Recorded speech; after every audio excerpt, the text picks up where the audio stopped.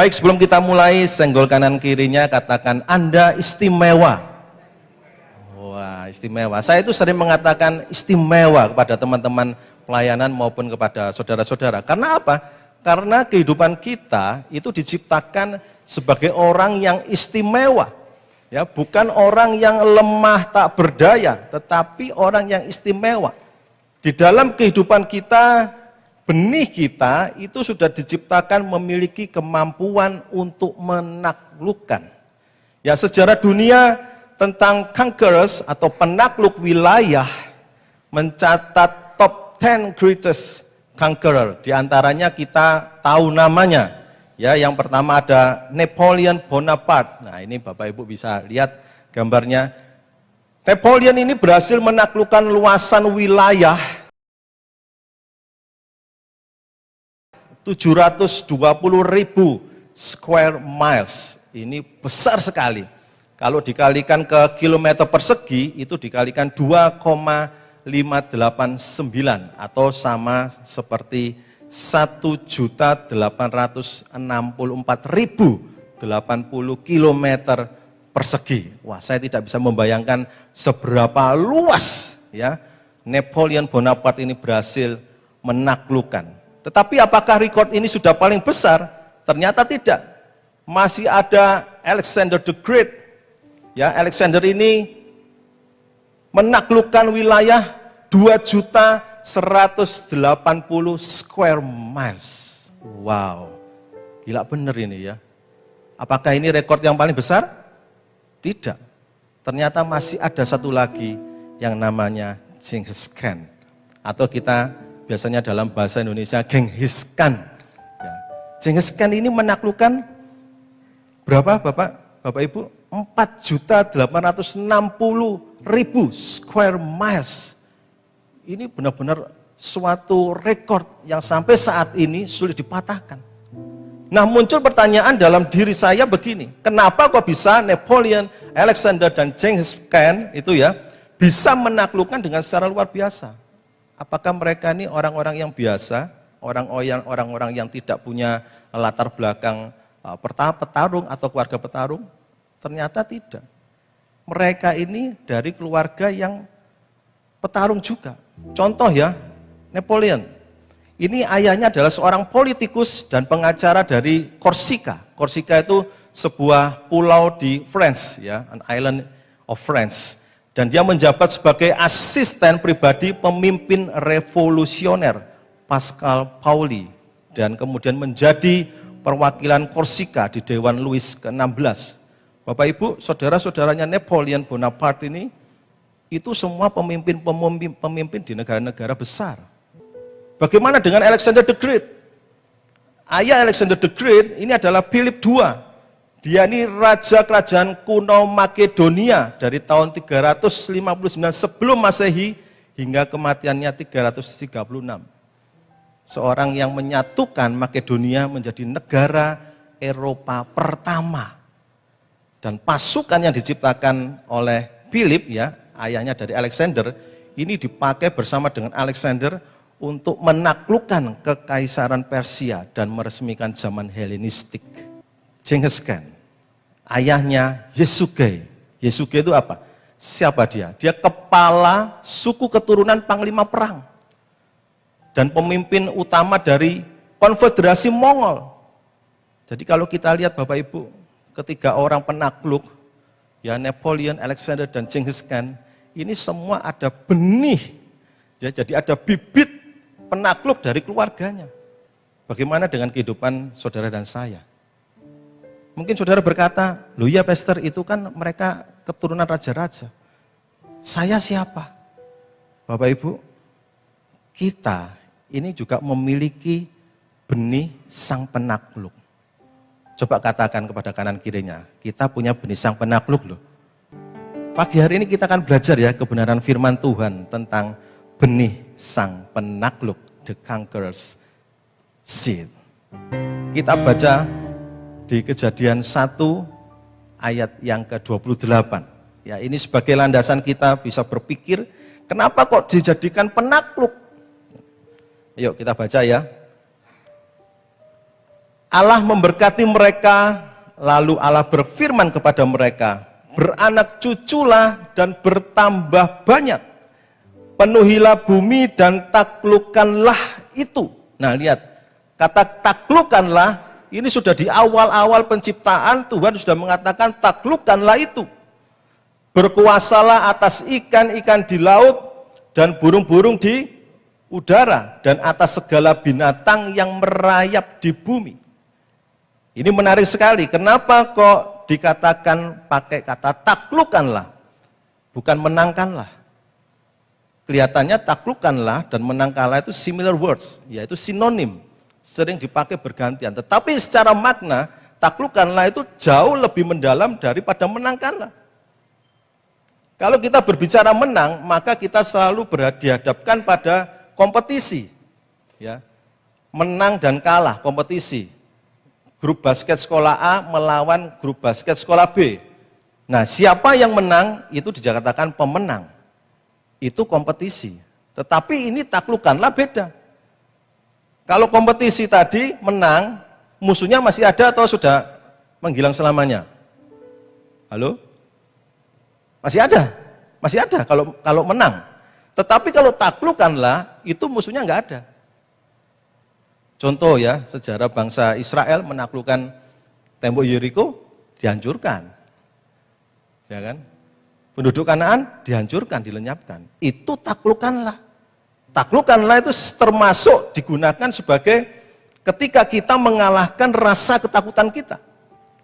Jadi kalau Anda memiliki anak yang takut kegelapan, atau mungkin Anda sendiri merasa takut kegelapan, takut sendirian, nah itu bukan menangkanlah ketakutanmu, tetapi harus taklukkanlah ketakutanmu.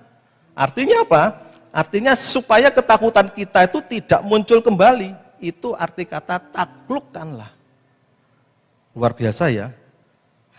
Awal-awal kejadian pun Tuhan sudah mengatakan taklukkanlah itu. Jadi Bapak Ibu, kalau pagi hari ini kita masih ada rasa takut, Tuhan mengatakan apa? Taklukkanlah itu. Jangan sampai kita ini jadi orang yang salah kaprah dalam kekristenan. Tuhan mengatakan, kenapa kok kita harus lebih dari pemenang?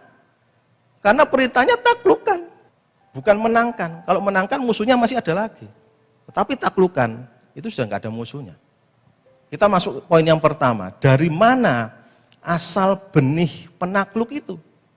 Kalau kita lihat tadi ya, ayat 1, Kejadian 1:28, dikatakan taklukkanlah. Loh, terus manusia dari siapa? Kalau tidak punya benih penakluk, apa bisa? Sulit Bapak Ibu. Tetapi justru benih penakluk itu sudah ada di dalam kehidupan manusia. Kehidupan saya dan saudara ini sudah mempunyai benih penakluk. Kejadian 1 ayat yang ke-26. Yuk kita baca ya. Kejadian 1 ayat yang ke-26. Berfirmanlah Allah, baiklah kita menjadikan manusia menurut gambar dan rupa kita, supaya mereka, apa Bapak Ibu? Berkuasa. Ini berkuasa ini menaklukkan. Ya, atas ikan-ikan di laut dan burung-burung di udara, dan atas ternak dan atas seluruh bumi, dan atas segala binatang melata yang merayap di bumi. Jadi kalau diciptakan menurut gambar dan rupa Tuhan sendiri, artinya benih ini berasalnya dari siapa? Dari dirinya Tuhan. Coba lihat ya Bapak Ibu ya. Yesus menciptakan manusia menurut gambar dan rupa Allah. Berarti menurut dirinya sendiri kan? Jadi benih menaklukkan itu sudah diberikan kepada kita. Itu sebabnya Bapak Ibu, kalau kita lihat, Yesus mampu menaklukkan maut. Karena apa? Karena benih penakluknya dari Yesus sendiri. Dari kejadian itu sudah berapa ribu tahun yang lalu, itu 1405 sebelum Masehi.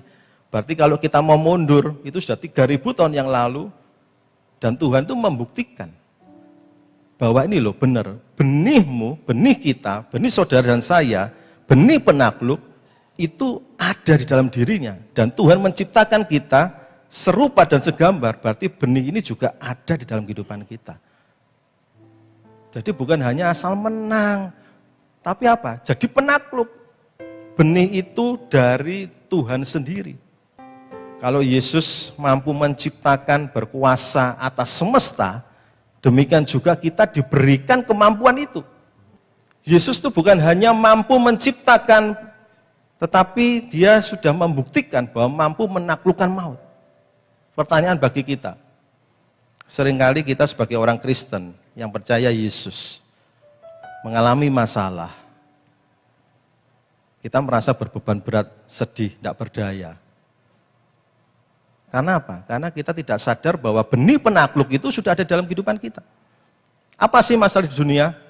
Kalau saya urutkan ada 4K Bapak Ibu ya. K yang pertama, umumnya, keuangan. Betul ya? K yang kedua apa? Keluarga. K yang ketiga, kesehatan. K yang keempat apa? Kerohanian atau kepribadian, keimanan. Ini masalah yang sering kita temui. Tetapi apakah ini semua masalah yang terberat? 4K ini Bapak Ibu semua bisa ada solusinya. Tetapi ada satu masalah yang tidak pernah kita bisa ada solusinya. K yang kelima. K apa itu? Kematian. Siapa di sini yang bisa mengalahkan kematian? Tidak ada. Justru Yesus sendiri ini membuktikan, kok jangankan 4K itu, kematian saja, maut saja sudah dikalahkan. 4K ini bukan hal yang sulit bagi Tuhan. Coba kita perhatikan ketika Yesus membuat mujizat dalam kehidupan pelayanannya. 4K ini semua Bapak Ibu. Keuangan, murid-muridnya ketika mereka menjala ikan, tidak dapat ikan, diberikan ikan sebanyak mungkin. Keuangan. Bagaimana dengan keluarga? Ketika Yusuf dimusuhin seluruh saudaranya, pada akhirnya dipersatukan. Bagaimana tentang kesehatan? Di perjanjian baru banyak. Bahkan bukan hanya kesehatan yang dipulihkan, orang yang dalam kematian pun dibangkitkan. Jadi ini bukti nyata Bapak Ibu, yakinlah mulai pagi ini, bahwa benih penakluk itu sudah ada dalam kehidupan kita. Bagian yang kedua, di mana benih penakluk dapat bertumbuh. Benih penakluk itu hanya dapat hidup di hadiratnya Tuhan. Kita baca Kejadian 2 ayat yang ke-7. Ketika itulah Tuhan Allah membentuk manusia itu dari debu dan tanah dan menghembuskan nafas hidup ke dalam hidungnya. Demikianlah manusia itu menjadi makhluk yang hidup. Pada saat manusia dibentuk, dirancang menurut rupa dan gambar Allah, benih itu sudah ditanamkan. Tetapi manusia ini belum hidup. Karena apa? Belum dihembuskan nafas hidupnya itu. Jadi rancangannya semua sudah disiapkan sama Tuhan, sudah disediakan, tapi belum hidup. Nafas, ini berbicara hadiratnya Tuhan. Berbicara roh yang masuk ke dalam hidupnya manusia.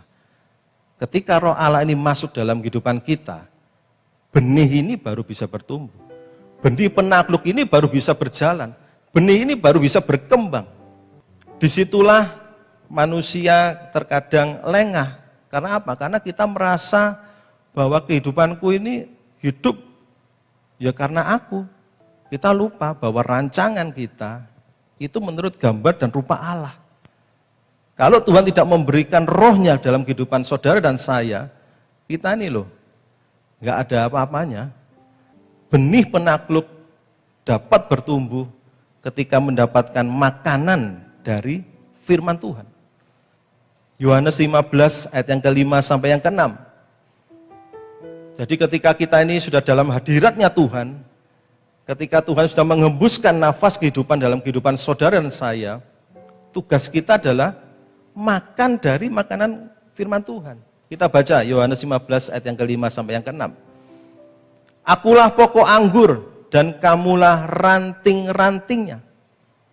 Barang siapa tinggal di dalam aku dan aku di dalam dia, ia berbuah banyak. Sebab di luar aku kamu tidak dapat berbuat apa-apa. Barang siapa tidak tinggal di dalam aku, ia dibuang keluar seperti ranting dan menjadi kering. kemudian dikumpulkan orang dan dicampakkan ke dalam api lalu dibakar.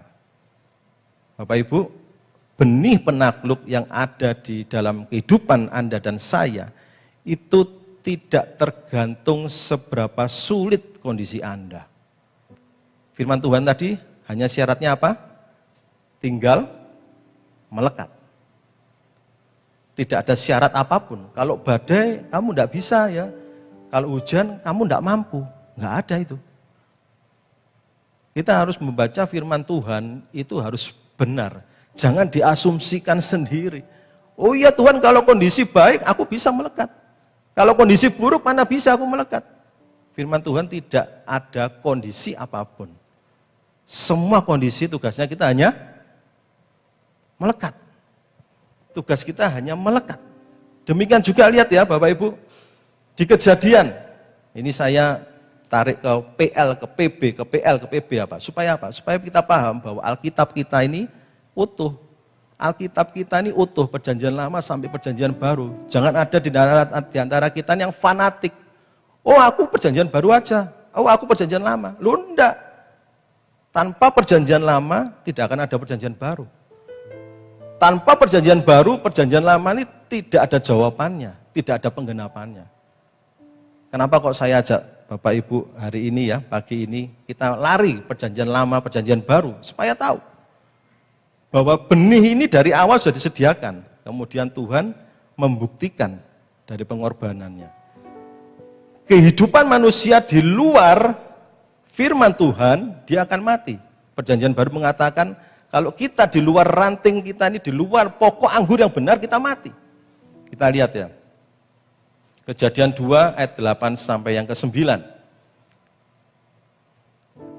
Selanjutnya Tuhan Allah membuat taman di Eden, di sebelah timur, disitulah ditempatkannya manusia yang dibentuknya itu.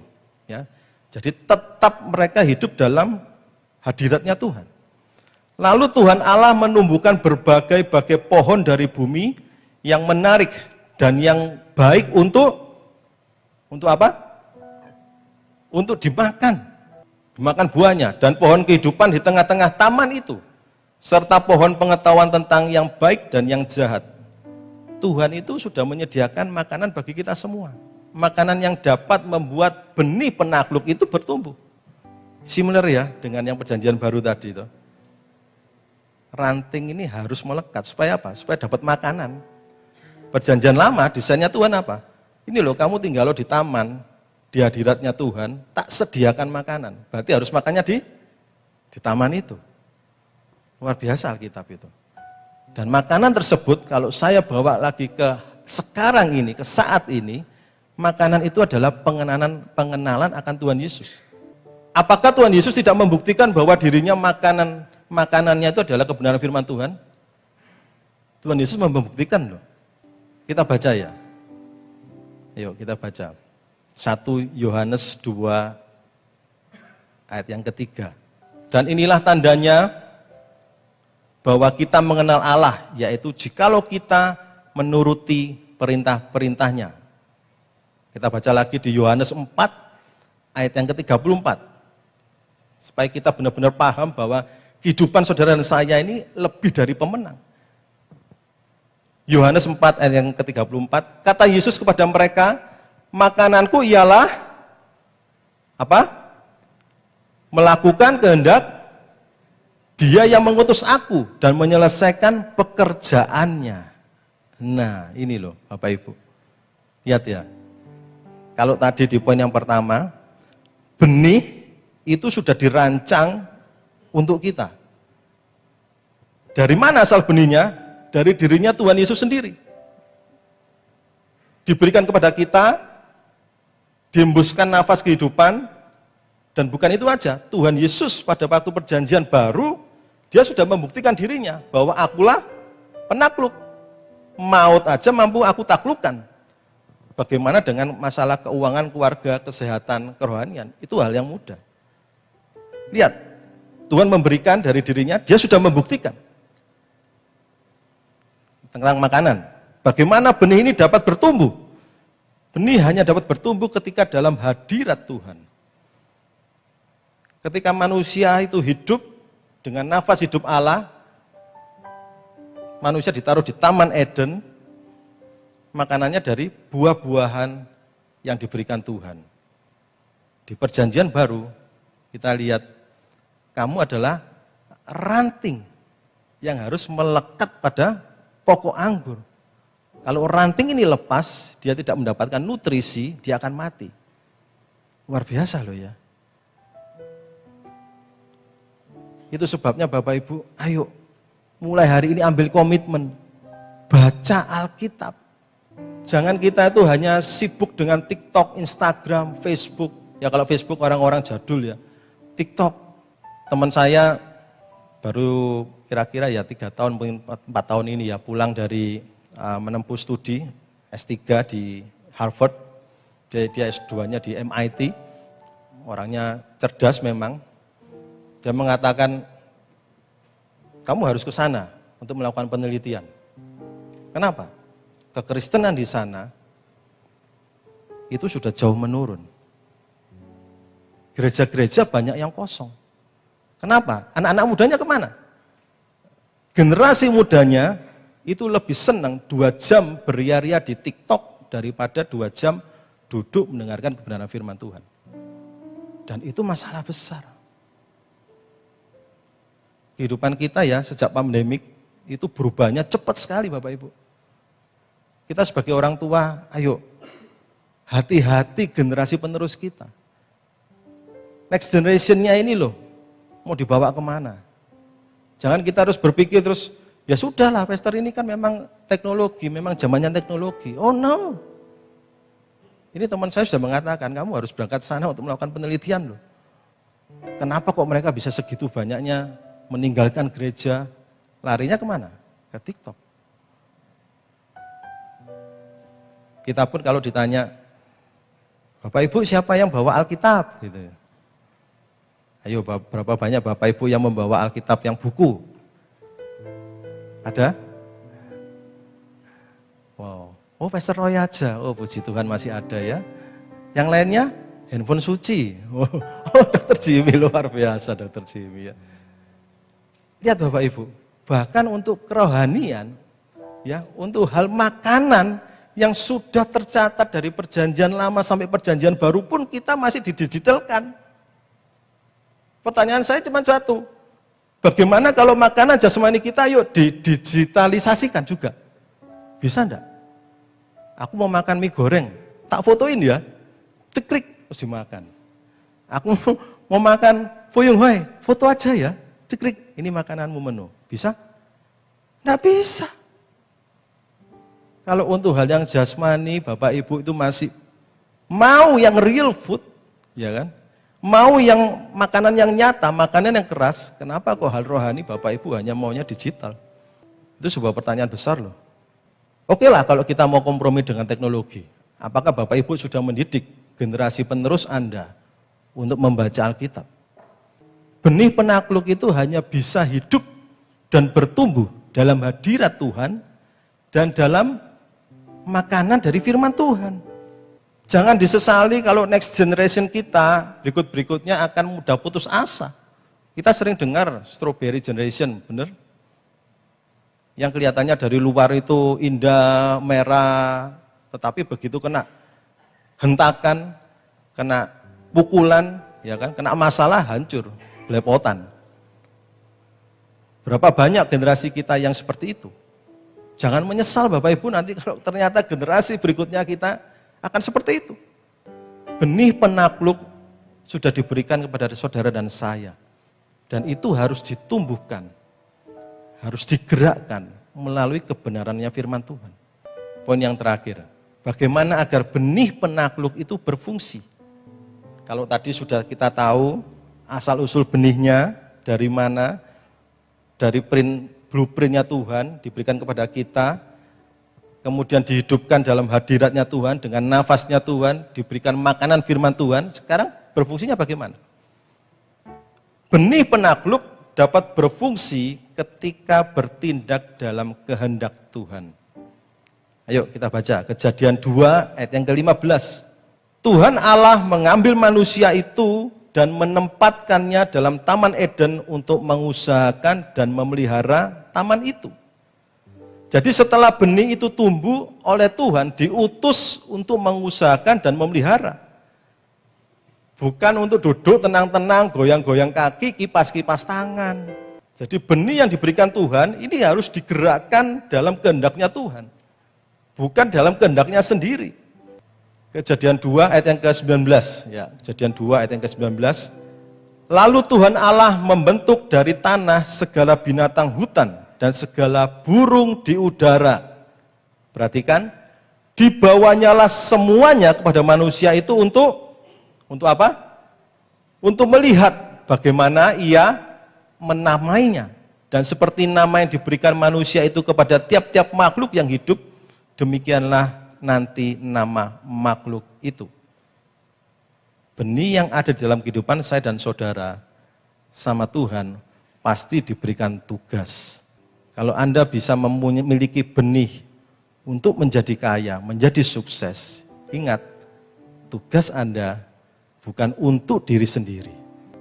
Kalau Anda diberikan benih menjadi seorang yang pintar, studinya tinggi, pendidikan Anda tinggi, ingat, benih itu diberikan Tuhan bukan untuk kepentingan Anda sendiri. Tuhan menugaskan loh manusia itu kan, dites sama Tuhan. Ini kamu tak kasih taman. Sekarang ada binatang. Aku mau lihat benihnya ini berfungsi atau tidak. Dan ternyata berfungsi. Dinamakan, binatang-binatang itu dinamakan. Demikian juga kehidupan kita Bapak Ibu. Coba mulai renungkan. Tuhan memberikan kita benih penakluk apa? Apakah Tuhan memberikan itu dengan sia-sia gitu aja? Tidak loh. Ada tanggung jawab yang harus kita emban. Ada tanggung jawab yang harus kita selesaikan. Aplikasinya bagaimana Bapak Ibu? Kalau saudara yang sudah diberi Tuhan benih itu, lalu memelihara dengan baik melalui pengenalan yang baik pada Kristus, termasuk menerima pengorbanannya Yesus yang sempurna, maka suatu saat Bapak Ibu, ketika ada masalah, benih kita yang sudah tumbuh, yang sudah kuat, itu yang akan membuat kita menang. Jadi kalau hari ini masih ada yang kalah terus ya, dalam dosa yang sama, dengan dosa kebohongan yang sama, dosa itu kan macam-macam tuh. Ada dosa iri hati, ya, ada dosa kecemburuan, ada dosa bohong, ada dosa pornografi. Kalau kita masih jatuh pada dosa yang sama, artinya benih penakluknya Bapak Ibu belum berfungsi. Kita punya benihnya itu penakluk loh, bukan pemenang ya. Kalau penakluk, berarti Bapak Ibu sudah tidak bisa atau tidak mungkin lagi jatuh dalam lubang yang sama. Karena apa? Karena kita terus taklukan. Benih penakluk dapat berfungsi ketika bertahan melawan godaan dosa. Ketika bertahan dalam godaan dosa, maka benih ini akan berfungsi. Urutannya ya sekarang saya akan simpulkan begini. Kita dicetak blueprint-nya Tuhan kan, dikasih benih karena segambar dan serupa dengan Tuhan. Setelah itu diberikan nafas hidup, ini roh Allah masuk, hadirat Tuhan masuk. Setelah ini apa?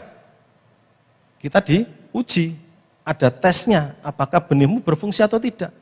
Disuruh apa? Disuruh menamai. Semuanya hewan dan tumbuhan semua disuruh namai. Oh, berfungsi. Jadi harus hidup dalam hadirat Tuhan, makan dari firman Tuhan. Setelah itu kita harus tanya, Tuhan tugasku ini apa? Harus menaklukkan apa? Bukan menaklukkan siapa loh. Ini yang sering kali kita salah kaprah Bapak Ibu. Kenapa kok kita terkadang di tempat kerja bisa bertengkar ya, bisa bergesekan dengan teman sekerja. Karena prinsip yang dipakai bukan menaklukkan, tapi apa? Menang-menangan, hebat-hebatan. Itu loh Bapak Ibu. Kadang kita itu keliru. Menaklukkan itu bukan menaklukkan manusia. Menaklukkan itu apa? Menaklukkan godaan dosanya. Selama Bapak Ibu masih merasa aku yang paling hebat, kamu siapa? Atau kita merasa bahwa, oh iya kamu bisa gitu, oh tunggu aku nanti ya. aku pasti lebih hebat dari kamu. Berarti Anda bukan benih penakluk. Anda masih merasa kerohanian Anda ini berkompetisi dengan orang lain. Jadi hati-hati. Yesus menebus dosa kita dengan pengorbanannya yang sempurna. Kita ini disucikan dari dosa kita yang lama. Enak loh, ekstra.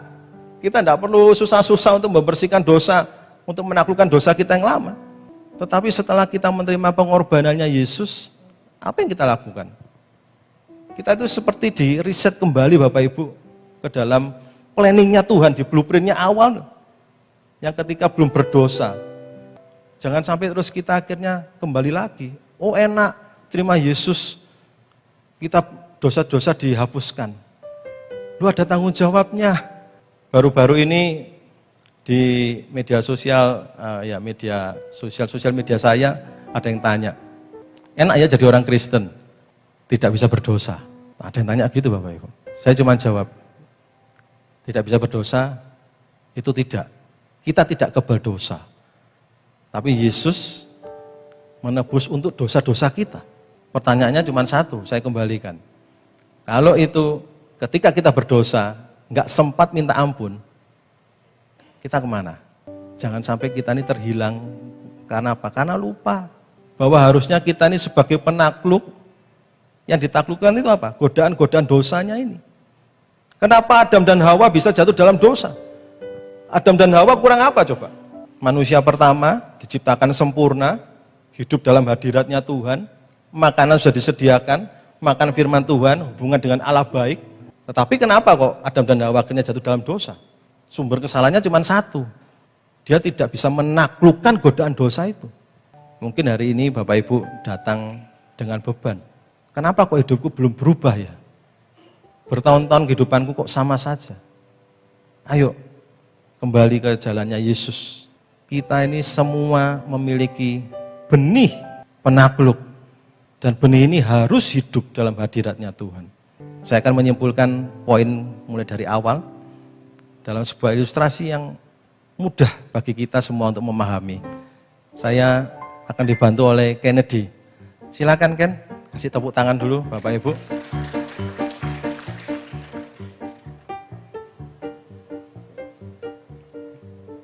Ini saya katakan pada Ken kemarin, Ken, Papa pinjem ya mainanmu. Ya mainanmu nanti dipakai untuk memuliakan nama Tuhan ya. Bapak Ibu, manusia dibentuk, diciptakan, ini sudah ada benihnya penakluk. Tetapi manusia itu masih tergeletak. Ketika Allah menghembuskan nafas itu, baru manusia ini bangkit, baru manusia ini menjadi hidup. Lihat poin yang kedua, bagaimana benih dapat hidup? Ketika benih ini berada di dalam apa? Di dalam hadiratnya Tuhan. Apapun yang Anda lakukan, apapun yang saudara dan saya lakukan, itu harus dalam hadiratnya Tuhan. Makan dari kebenarannya firman Tuhan. Seperti ini Bapak Ibu. Ini contoh ya Bapak Ibu ya. Saya nggak bisa membuat manusia ini hidup, karena saya bukan Tuhan. Ya. Tapi semua perjalanan Anda dalam menghadapi masalah ini harus dalam lingkarannya Tuhan, perlindungannya Tuhan. Karena apa? Karena supaya kalau kita menghadapi masalah, kita tidak terbentur langsung pada tubuh kita. Kita masih ada perlindungan yang sempurna dari Tuhan. Masalah itu loh Bapak Ibu, nggak ada yang tahu. Bisa sewaktu-waktu terjadi. Nah, kaget kan? Ya itu, kalau masalah terjadi itu mengagetkan. Bisa kaget tiba-tiba, loh, kok seperti ini kondisiku? Tapi lihat Bapak Ibu. Alkitab mengatakan, sekalipun jatuh, aku tidak akan tergeletak. Sebab tangan Tuhan yang menopang aku. Simpan firman Tuhan ini, pegang janjinya. Kita berikan tepuk tangan untuk Kennedy. Thank you ya Ken. Dan Kennedy ini Bapak Ibu juga dia menaklukkan rasa takutnya. Maju, takut, Pak, maju Pak. Iya maju. Kamu ikut Papa, maju. takut dia. Tapi dia berkata apa? Oke Pak, aku mau. Nah ini loh Bapak Ibu. Hiduplah dalam kehendaknya Tuhan. Hiduplah dalam perintahnya Tuhan. Pagi ini, apapun masalah yang Bapak Ibu hadapi, baik itu keuangan maupun keluarga, kesehatan, ataupun kerohanian, percayalah bahwa Tuhan itu sudah memberikan kemampuan penakluk kepada kehidupan Anda. Gembok tidak dibuat tanpa kunci. Masalah tidak muncul tanpa solusi. Masalah datang itu bisa tanpa henti. Tapi ingat, benih penakluk sudah ada di dalam hatimu. Amin. Jangan sia-siakan pengorbanannya Yesus.